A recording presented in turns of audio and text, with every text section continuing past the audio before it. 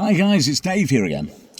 Just want to carry on our conversation, our story from the other day when people have said what actually happened on the Stockstreet bypass the evening when you felt the vibes from the notorious Stockstreet monk on the bypass.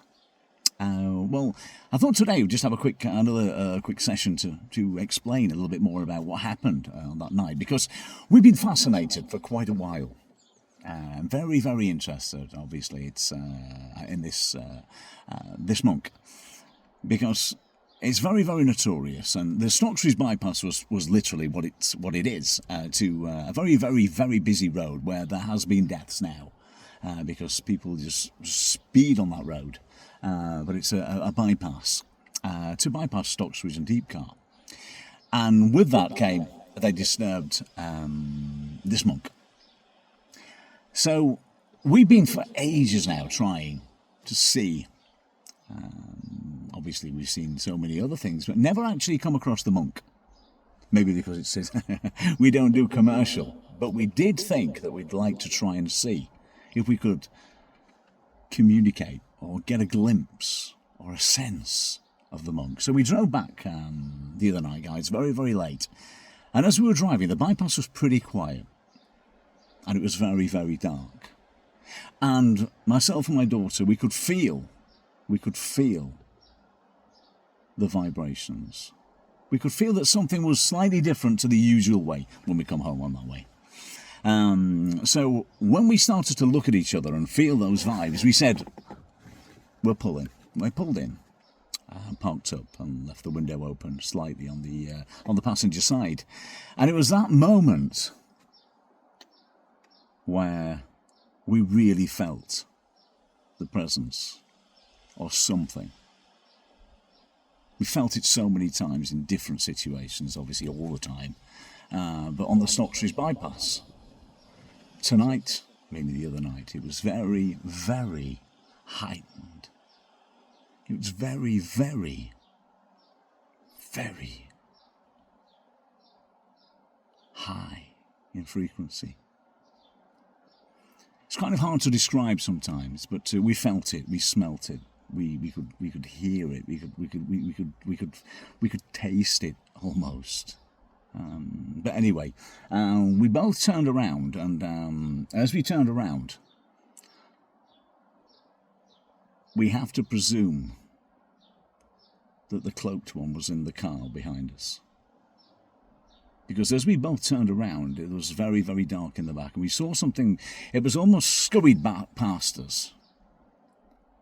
And then as we looked to the side, that's when we really saw our first glimpse of the darkness, which can only be described as a mixture between, I suppose, a robe or a cloak, and the vibrations were such that it was very, very fast.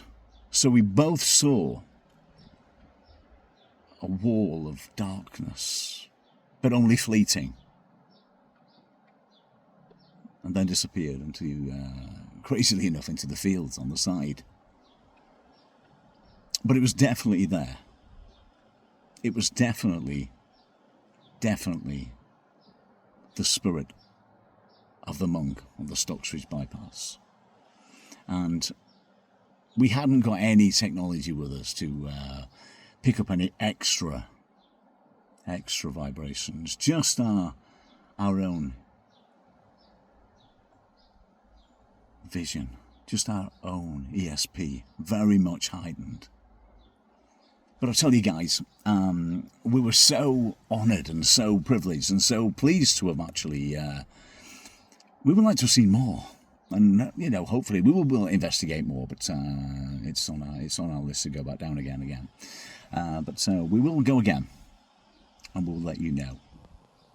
Because also on that bypass, other things have happened. Because further down the bypass, has been sightings quite a few times now of a set of dancers, almost dressed in Victorian dress, under the bridge. And that's our next place that we want to go and see if we can pick up any vibrations from there. Because now we've encountered the monk, we're now on the wavelength with the monk. So it sounds to make sense that more things will start to appear to us.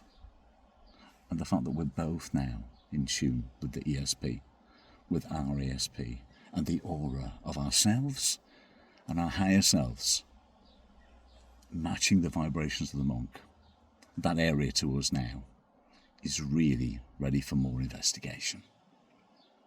See you later, guys. Join us again, and look out for more posts about Don't Fear the Darkness, an adventure that's coming your way very, very soon. Hope you're okay, guys, and take care. See you soon.